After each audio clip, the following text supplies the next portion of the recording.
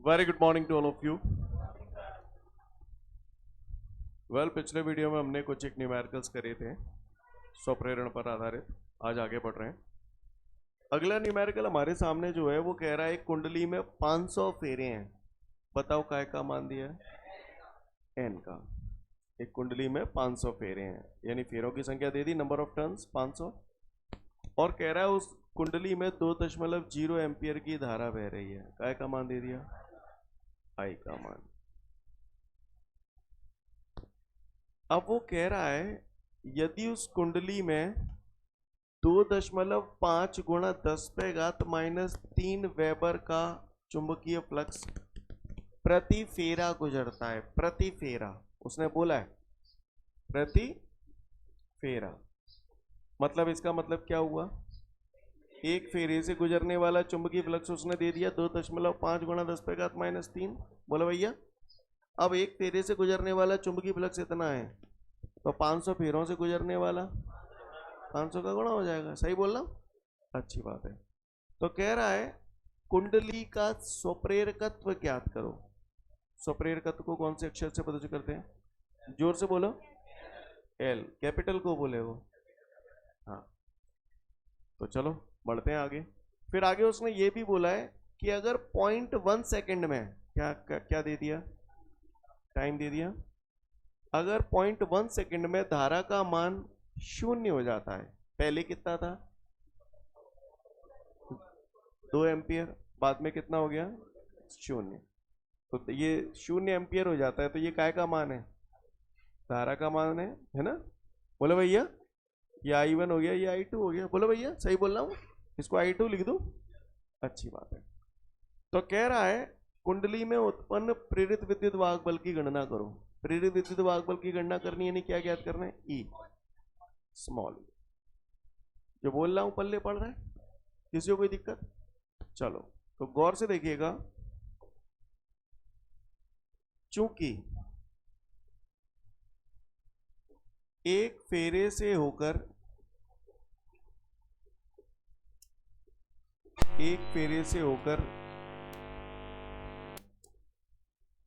गुजरने वाला चुंबकीय फ्लक्स कितना है? एक फेरे से होकर गुजरने वाला चुंबकीय फ्लक्स कितना है? 2.5, या ऐसे लिख दो 5। बोलो भैया, एक फेरे से होकर गुजरने वाला चुंबकीय फ्लक्स 5, इसलिए n फेरों से होकर गुजरने वाला चुंबकीय फ्लक्स, बताओ भैया कितना हो जाएगा? n5। बोलो भैया, आते हैं। हमने बचपन में पढ़ा था भाई बराबर लाई। बोलो भैया, भाई बराबर लाई। तो Li तो ये हो गए। भाई की जगह ऐसे लिखो n5। क्यों लिखा है समझ में आ रही? भाई चुंबकीय फ्लक्स है, 500 फेरे, तो 500 फेरों से होकर गुजरने वाला चुंबकीय फ्लक्स n5 हो गया। स्टेप समझ में आ रहा है सभी को? अब क्या चमका दो। स्वप्रेरकत्व L निकालना है, आई नीचे ले आऊंगा, तो L बराबर क्या हो जाएगा? n5 अपॉन n कितना है? 500। 5 2.5 गुणा 10⁻³ बटे आई कितना है? 2। दशमलव के बाद 0 का कोई महत्व नहीं होता, तो केवल 2 लिख दूं। बोलो भैया, सही जा रहा हूं? दशमलव हटाऊंगा तो ये 0 बढ़ाऊंगा, 0 से 0 उड़ाऊंगा, 2 से 50 उड़ाऊंगा, 25 पाऊंगा। तो L बराबर 25 625। 625 गुणा 10⁻³ आगे क्या लिखूं? हेनरी, क्योंकि स्वप्रेरकत्व का मात्रा क्या होता है? हेनरी। पढ़ाया अपन ने हेनरी। यहां तक किसी को कोई दिक्कत? आगे बढ़ते हैं। अगला कह रहा है प्रेरित विद्युत वाहक बल निकालूं। क्या निकालूं? प्रेरित विद्युत वाहक बल। तो भैया ई बराबर लड़ी थी, एस ओपन ने पड़ी थी।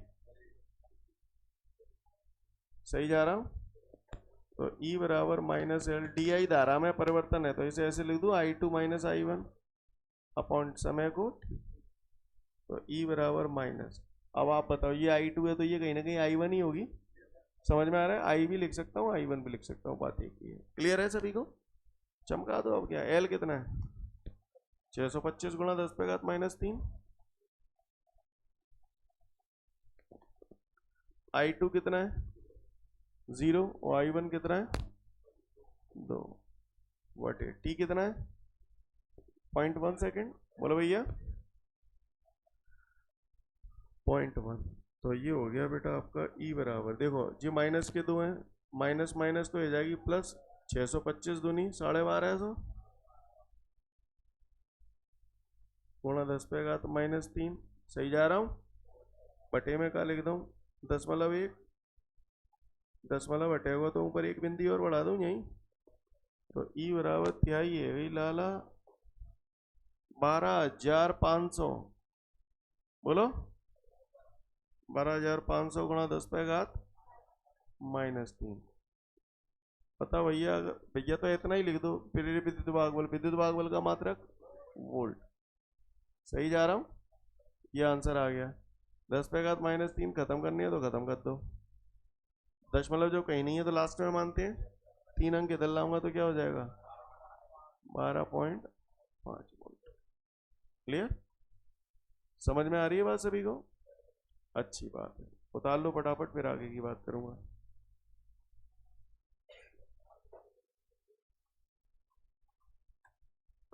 आगे बढ़ते हैं। इसके बाद हमारे सामने अगला प्रश्न है, समतल वृत्ताकार कुंडली के स्वप्रेरकत्व की गणना हेतु व्यंजक स्थापित कीजिए तथा इसे प्रभावित करने वाले कारक बताइए। तो सारी चीजें गई भाड़ में। पहले मुझे एक बात बताओ, बताना जरा। कुछ पुरानी बातें कर रहे हैं। ये एक वृत्ताकार कुंडली है, इसमें धारा बह रही है। मुझे बता सकते हैं इस बिंदु पर चुंबकीय क्षेत्र की दिशा किधर होगी? चुंबकीय क्षेत्र की दिशा निकालते थे, बताओ भैया किधर होगी? अंदर की ओर, यानी चुंबकीय क्षेत्र अंदर है? अच्छा, अब वृत्ताकार कुंडली मान के चलो, इसी को मैं थोड़ी देर के लिए वृत्ताकार कुंडली मान लू। ये वृत्ताकार कुंडली है ना? ये इसका क्षेत्रफल है। अब ये ऐसे रखिए तो इसका क्षेत्रफल सदिश किधर होगा? क्षेत्रफल सदिश भी अंदर, और इसका चुंबकीय क्षेत्र भी अंदर, है ना? तो चुंबकीय फ्लक्स अगर निकालेंगे फाई बराबर बी ए कॉस थीटा, तो कोण कितना रखेंगे? 90 डिग्री। क्यों रखेंगे? 0 रखेंगे, क्योंकि चुंबकीय क्षेत्र भी अंदर और क्षेत्रफल सदिश भी अंदर। कितने डिग्री का कोण हो गया? 0 डिग्री का। बात समझ में आ रही? 0 क्यों हुआ? तो सारी चीजें गई तेल लेने। गौर से सुनिएगा सब लोग।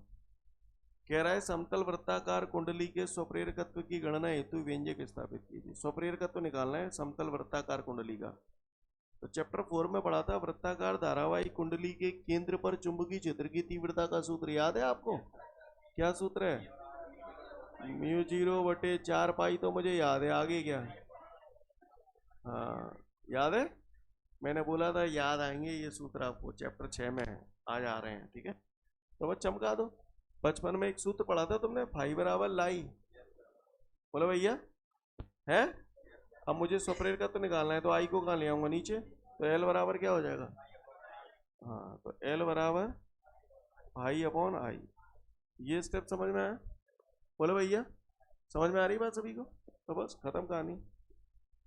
आई तो हो गई धारा, फाई चुंबकीय फ्लक्स, फाई बराबर बी ए कॉस थीटा, और फेरों की संख्या एन हो तो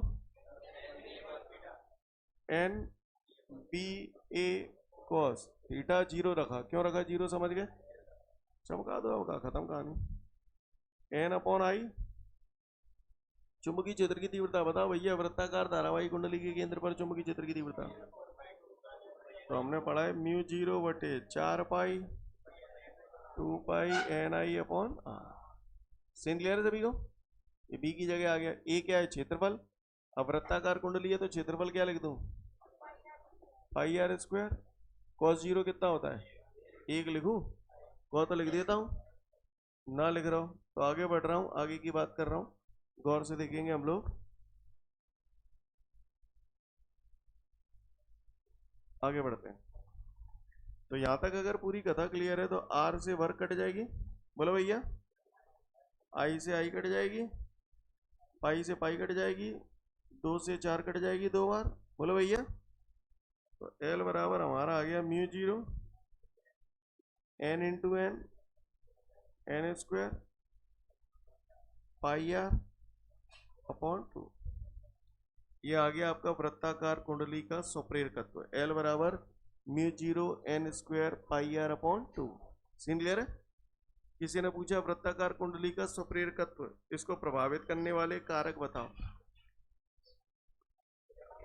फेरों की संख्या पर, अगर फेरों की संख्या दुगनी कर दी जाए तो स्वप्रेरकत्व दुगना नहीं, अगर एन दुगना करोगे तो 2 पे वर्ग होके कितना हो जाएगा, ये 4 गुना हो जाएगा। एन अगर तिगुना करोगे तो स्वप्रेरकत्व 9 गुना, 3 का वर्ग 9। नहीं यही बात समझ में? सीन क्लियर है? त्रिज्या पर निर्भर कर रहा है। बोलो भैया त्रिज्या अगर 4 गुनी कर दोगे तो स्वप्रेरकत्व 4 गुना। क्लियर है? अगर कौन नहीं हो कह दी फेरों की संख्या दुगनी कर दी और जे तिगुनी कर दी त्रिज्या, अब बताओ तो कितने गुना हो गया, 12 गुना। ये दुगुना तो 2 का वर्ग 4 गुना और ये 3 गुना तो 4 है 12, 12 गुना हो जाएगा। बात समझ में आ रही है? नहीं आई?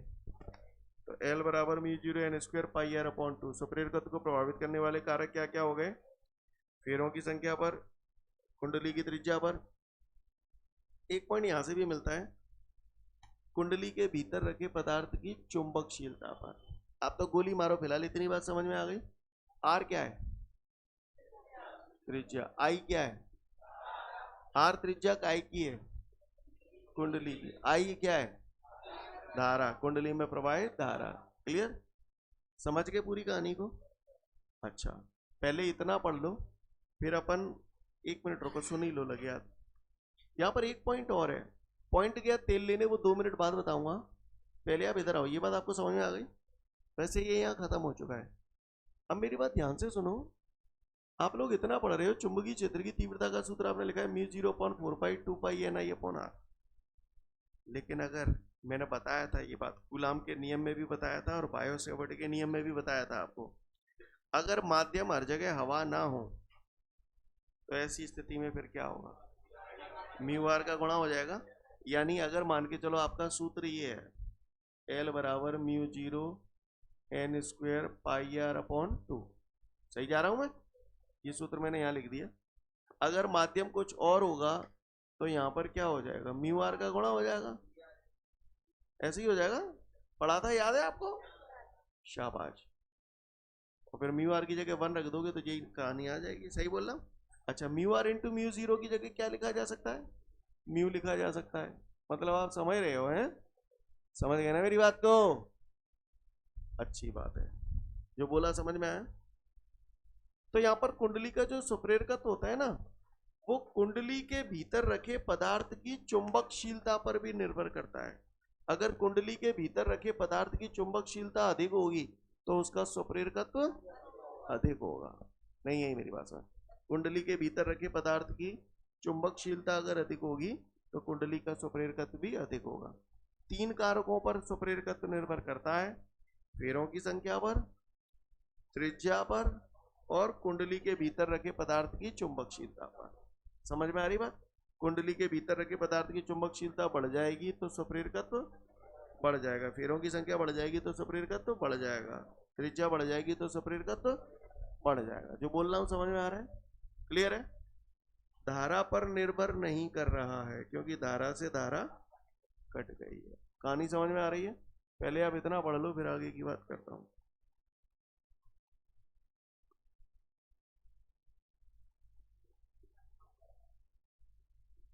चलिए आगे बढ़ते हैं अब इसके बाद। अगला प्रश्न है, धारावाही परिनलिका के स्वप्रेरकत्व की गणना हेतु व्यंजक स्थापित कीजिए। क्लियर? परिनलिका, धारावाही परिनलिका का स्वप्रेरकत्व तो अपन ने बचपन में पढ़ा था, फाई बराबर लाई, तो एल बराबर पाई अपॉन आई। पाई चुंबकीय फ्लक्स है तो फिर वही B A cos theta, theta 0 हो जाएगा। Pi B A cos theta, फेरों की संख्या एन हो तो N B A cos theta upon I. Step clear है?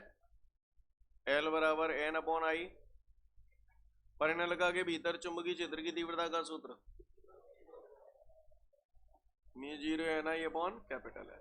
समझ गए? क्षेत्रफल भैंसों की भैंसों, कॉस जीरो कितना है 1, 1 लिखूं, आई ते आई कट गए, एल बराबर हो गया mu zero N into N N square A upon L. Scene clear है? समझ गए? किसी ने पूछ लिया तो बता दोगे? धारावाही परिनलिका के सुप्रेरकत्व को प्रभावित करने वाले कारक, चलो भैया, फेरों की संख्या बढ़ जाएगी तो सुप्रेरकत्व बढ़ जाएगा, घट जाएगी तो घट जाएगा, क्योंकि समानुपाती है।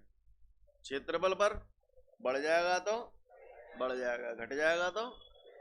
परिनलिका की लंबाई पर लंबाई बढ़ जाएगी तो सुप्रेरकत्व घट जाएगा, और ये घट जाएगी तो ये बढ़ जाएगा। नहीं है मेरी बात में?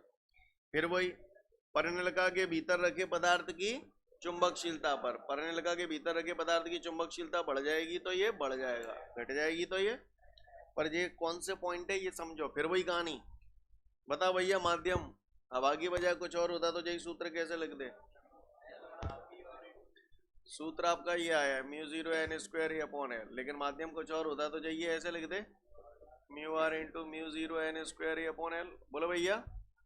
और फिर mu are into mu zero की जगह इसे ऐसे भी लिखा जा सकता है। बोलो भैया। ऐसे देख लो तो भी समझ में आता है, ऐसे देख लो तो भी समझ में आता है। कहानी समझ में आ रही है सभी को? अच्छी बात है। अच्छा सुनना ध्यान से सब लोग, ये कैपिटल एन क्या है यहाँ पे? फेरों की संख्या। हम चुंबकीय क्षेत्र परिनलिका के भीतर चुंबकीय क्षेत्र की तीव्रता का सूत्र वो वाला भी लिखते थे, अगर आपको याद हो तो, म्यू जीरो स्मॉल एन आई, और स्मॉल एन काय के बराबर होता था? कैपिटल एन अपॉन एल, है ना? तो गौर से देखिएगा, इस सूत्र को मैं ऐसे भी लिख सकता हूँ, क्योंकि हम लोग जानते हैं स्मॉल एन बराबर, हम लोग ये जानते हैं स्मॉल एन बराबर होता है कैपिटल एन अपॉन एल। तो कैपिटल एन बराबर एन एल। बोलो भैया, समझ रहे हैं? तो कैपिटल एन की जगह एन एल लिखूंगा तो नजारा ऐसा हो जाएगा। बोलो भैया। एल से स्क्वायर काटूंगा तो एल बराबर मेरा आ जाएगा mu zero N square A L.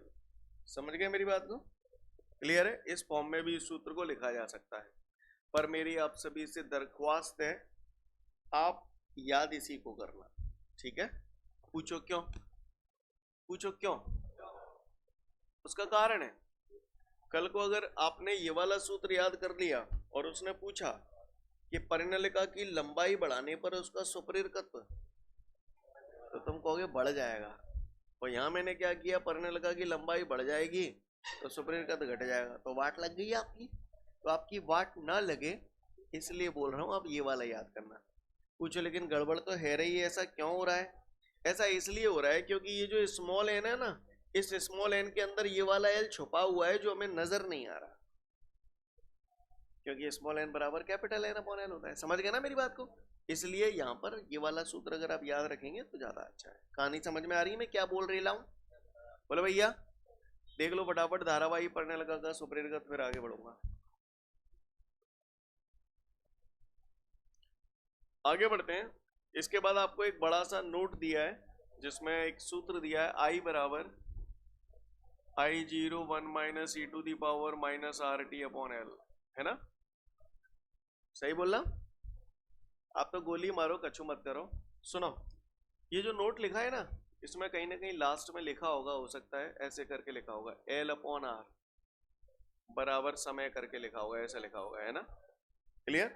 तो बस तुम जाइए, या बाय पूरे अगर करना है इसको गोली मारो, भाड़ में जान दो, तुम बस वहां शॉर्ट में ये लिख लो एल अपॉन आर बराबर टी, और टी यहाँ पर क्या है? समय, ऐसे लिख लेना। एल अपॉन आर काय के बराबर है?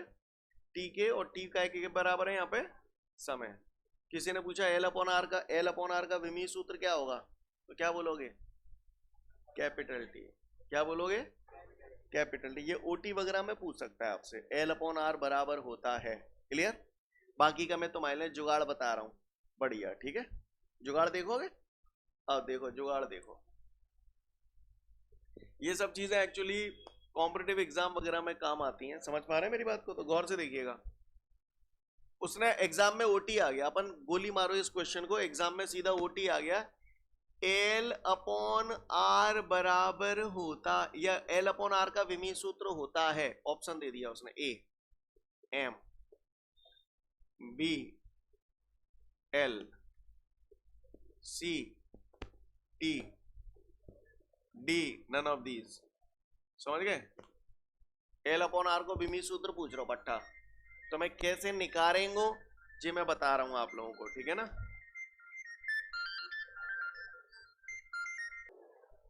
तो चलिए देखते हैं आगे। ये एग्जाम में ओटी आ गया, आ जाता है ना। एल अपॉन आर का विमीय सूत्र है, पूछ लेगा।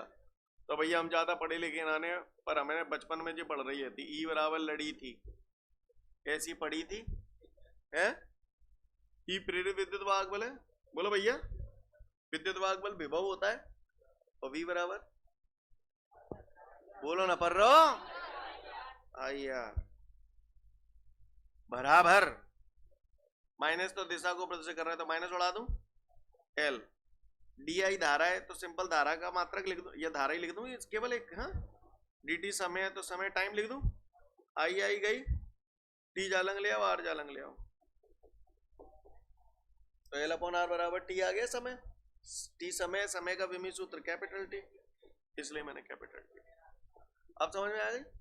हल्लो नहीं हल्लो है? किसी ने पूछ लिया एल अपॉन आर का विमीय सूत्र बताया तो फलाने, तो फलाने बताता हूँ। जा टाइम तो सिग्नल रहेंगे capital T, capital T paper में करेंगे बस है, क्यों मत कहिए जितना मैं कराया नाने, जितना कराया नाने गद्दा है। क्लियर? एल अपॉन आर बराबर होता है टी के। क्लियर है? समझ में आई बात? कर पाएंगे? अगला इसको गोली मारो, ये सब हटाओ, ठीक है। अगला क्या है? दो प्रेरक कुंडलियों को श्रेणी क्रम तथा समांतर क्रम में जोड़ने पर, है ना, तुल्य सुप्रेरकत्व की गणना करो। लो चिपकवाऊंगा इसको भी फटाफट, है ना। बढ़ूं आगे? चलो अच्छी बात है, आगे बढ़ते हैं, आगे की बात करते हैं। अच्छा एक बात बताओ, प्रतिरोध पढ़े थे आपने? प्रतिरोध एक जमाने में श्रेणी क्रम संयोजन में क्या समान रहता था? धारा, धारा। समांतर क्रम संयोजन में विभव। शाबाश बच्चों। तो यूं कह रहा हूं पट्टा मोते, सुन रहे हो? दो कुंडलियां हैं, एक जरई और एक दूसरी जरई। एक का सुप्रेरकत्व L1 है, दूसरे का L2 है। दोनों को कौन से क्रम में जोड़ा है? श्रेणी क्रम में जोड़ा है। तो दो कुंडलियों को श्रेणी क्रम में अगर हम जोड़ देंगे तो उसका तुल्य सुप्रेरकत्व कितना आएगा पूछ रहा है। और ये उठा के मैंने क्या लगा दी? बैटरी। तो बैटरी से धारा बहेगी, बहेगी नहीं बहेगी? धारा के मान में परिवर्तन होगा तो चुंबकीय फ्लक्स के मान में परिवर्तन होगा, होगा कि नहीं होगा? तो टोटल चुंबकीय फ्लक्स में जो परिवर्तन हो रहा है फाई बराबर पहली कुंडली में परिवर्तन प्लस दूसरी कुंडली में परिवर्तन। क्या स्टेप समझ में आया कि नहीं आया? ये आई धारा इसमें से होकर बह के जाएगी, तो यहाँ भी धारा आई, यहाँ भी धारा आई। श्रेणी क्रम संयोजन में धारा समान रहती है। चमका दो, फाई बराबर लाई, पढ़ाई फाई की जगह L I, phi one, phi one जाकर चुंबकीय फ्लक्स है तो एल आई लगाऊंगा तो एल की जगह L1 आई, आई है L1 आई। फाई टू की जगह L2 आई। तो बताओ का कॉमन आई, का गई, का गई आई, का बची गई। जैसे प्रतिरोधों का श्रेणी क्रम संयोजन पढ़ा था, R बराबर R1 plus R2 plus R3 R था, यहाँ L बराबर L1 प्लस R2। नहीं आई बात समझ? क्लियर है? समझ में नहीं आई? नहीं आई पक्का? देखो फटाफट फिर आगे बढ़ेंगे। चलो ये श्रेणी क्रम संयोजन। अब बात आती है समांतर क्रम संयोजन। समांतर क्रम संयोजन में क्या समान रहता है बताओ? विभव। तो ये मैंने ये कुंडली जोड़ दी, सीन क्लियर है सभी को? ये कुंडली जोड़ ली, इसका सुप्रेरकत्व L1, ये दूसरी L2, और जोड़ू L3 को, तो और जोड़ दे दो। प्रत्येक कुंडली के प्रथम सिरे को एक साथ जोड़ दिया, और प्रत्येक कुंडली के, और जो उठा के मैंने क्या जोड़ दिया बच्चों? बैटरी। क्लियर है? बैटरी से क्या बहेगा? जैसे ही धारा जंपे आगे जाए क्या गैल दिखेंगी? कछु झनते कछु झनते कछु झनते, I1 I2 I3। तो ऐसे लिखूं, I बराबर I1 plus I2 plus I3। बोले भैया सीन क्लियर है? समझ गए? सोच लो, दोनों तरफ t के सापेक्ष अगर अवकलन करूं तो इसे ऐसे लिख सकता हूं, बराबर, कुछ खुशबू आ रही है कुछ खाने पीने के आइटम की, नहीं काय की आ रही है? समोसा समोसा जमा देव ने समोसा। यहां तक सीन क्लियर है? कोई दिक्कत? यार मैंने बचपन में ये पढ़ा था, पहले आप बताओ कौन सा क्रम है? समांतर क्रम संयोजन में काय का मान समान रहता है? विभव की जगह यहाँ क्या आता है? प्रेरित विद्युत भागबल। प्रेरित विद्युत भागबल को कौन से अक्षर? ई से। तो बचपन में मैंने पढ़ा था ई बराबर लड़ी थी, ऐसा अपन ने पढ़ी थी, ई बराबर minus L D I upon D T. Scene clear है? अब आप गौर से देखो, एल को अगर नीचे ले आऊंगा तो नजारा ऐसा हो जाएगा, E upon minus L is equal to D I upon D T. Step clear है सभी को बेटा? तो D I upon D T की जगह क्या लिख दूं? E upon minus L. Yes और नो? ऐसे ही D I one upon D T की जगह क्या लिखूंगा? ई अपॉन माइनस का L one. D I two upon D T की जगह E upon minus L two. चलो आगे, माइनस एल। स्टेप समझ में आ रहे हैं? लेकिन मेरे को एक बात समझ में नहीं आ रही, यहां पर आपने लिखा L1 L2 L3, लेकिन E1 E2 E3 क्यों नहीं लिखा? हाँ, क्योंकि प्रेरित विद्युत भाग बल तो समान रहता है समांतर क्रम संयोजन में, इसलिए मैंने E। क्लियर? तो E अपॉन माइनस एल बराबर, यहां से पूरे से E कॉमन आ रहा है, नीचे से माइनस वन कॉमन ले लूं, माइनस बाहर आ जाएगा, तो यहाँ क्या बचा? 1 upon L1 plus 1 upon L2 plus 1 upon L3। E से E कैंसिल, माइनस से माइनस कैंसिल, 1 अपॉन एल बराबर 1 upon L1 plus 1 upon L2 plus 1 upon L3। कुछ याद आ रहा है? समांतर क्रम संयोजन है ना, प्रतिरोधों का समांतर क्रम संयोजन में हमने पढ़ा था 1 अपॉन R बराबर 1 upon R1 plus 1 upon R2 plus 1 upon R3। Scene clear है? कर पाएंगे नहीं कर पाएंगे? पक्का? तो इतना अच्छे से पढ़ के आइएगा, नेक्स्ट वीडियो में हम लोग फिर मिलेंगे। जय हिंद।